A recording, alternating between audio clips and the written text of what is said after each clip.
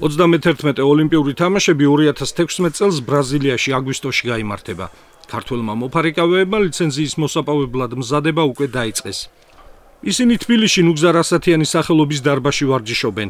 კვირას კი ჩვენი დელეგაცია იტალიაში გაემგზავრა. წელს გუნდი ინტენსიურად ემზადება.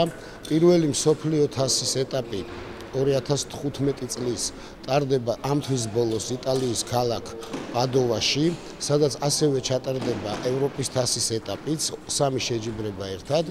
გუნდი ხვალ მიემგზავრება რომში, მოლაპარაკება ჰქონდა ფედერაციას, იტალიის ფარიკაობის ფედერაციასთან და რომის ოლიმპიურ ბაზაზე 10 დღიან შეკრებას გაივლიან ერთობლივ იტალიის ნაკრებთან ერთად.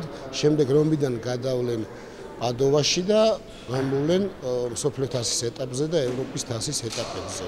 2015 წლის მაისიდან, კი უკვე 1 მაისიდან კონკრეტულად იწყება ლიცენზიების ტურნირები. საკმაოდ ხანგრძლივი ჩავარდნის შემდეგ 2011 წლიდან ქართველმა მოფარიკავეებმა შედეგების გაუმჯობესება მოახერხეს. ახლა მათ ოლიმპიადის ლიცენზიის მოპოვების იმედი აქვთ. ბიჭები სერიოზულად ემზადებიან, ასევე მეც და ჩემი აზრით არის შანსი ბაქოს ოლიმპიადისთვის მემზადები, ახლა მოვხდი ლიცენზია უკვე ავიღე და წლის ბოლოს იქნება მსოფლიო ჩემპიონატი მოსკოვში. ეგ არის მთავარი შეჯიბრი წელს. რა ვფიქრობ, რომ აქვს შანსი. ვფიქრობ და მაგ მსოფლიო ჩემპიონატზე გადაწყდება ოლიმპიური ლიცენზიები. შანსი რა თქმა უნდა არის და ეს არის ჩვენი ყველა სპორტსმენის თითოეული მთავარი მიზანი და ამისთვის ვიბრძვით და ვშრომობთ და ვარჯიშობთ. ეხა ბოლო ვარჯიში არის დღეს მივემგზავრებით და რავი საუკეთესო იმედებით და სურვილებით ველოდებით რომ შედეგს გავაკეთებთ.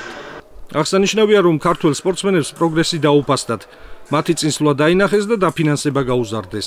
აი შედეგები რაც ამოვიდა, სპორტის სამინისტრომ უდიდესი წვლილი მიიღო და შეფასება გააკეთა სწორი ფარიკაობის განვითარებაში და დაფინანსება რა თქმა უნდა გამოსულა და საკმაოდ დიდი არის. ასევე დაფინანსების მხრივ ამ ქართული ფარიკაობას ყოველთვის ეხმარებოდა წლების განმავლობაში ქართულ ბანკიდან ეხმარებოდნენ და არის ამის დაფინანსება და აგროპრომი ესეთი კომპანია, სადაც ძალიან ხშირად გვეხმარებოდნენ. პრინციპში აი მაშინ როდესაც სპორტის სამინისტროს არ ქონდა ეს დაფინანსება ესეთი რაოდენობის, ხო? ეს ორი კომპანია და ეს ორი ის გვეხმარებოდა.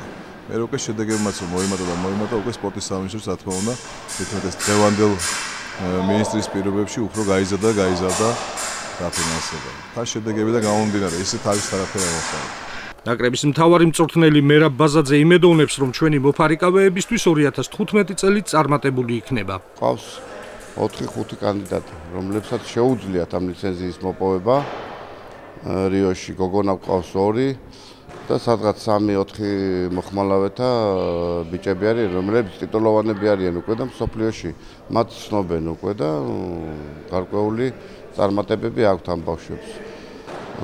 ჩვენ ძალღონეს არ ვიშურებთ, ვარჯიშობთ, ვემზადებით, შეკრებებზე დავდივართ და ვნახოთ წელს იმედია გადამწყვეტი წელია და ჩვენი 2-3 ლიცენზიის იმედი გვაქვს რომ მოვიპოვებთ და რსეულად წავდგებით რიოს ოლიმპიურ თამაშებზე.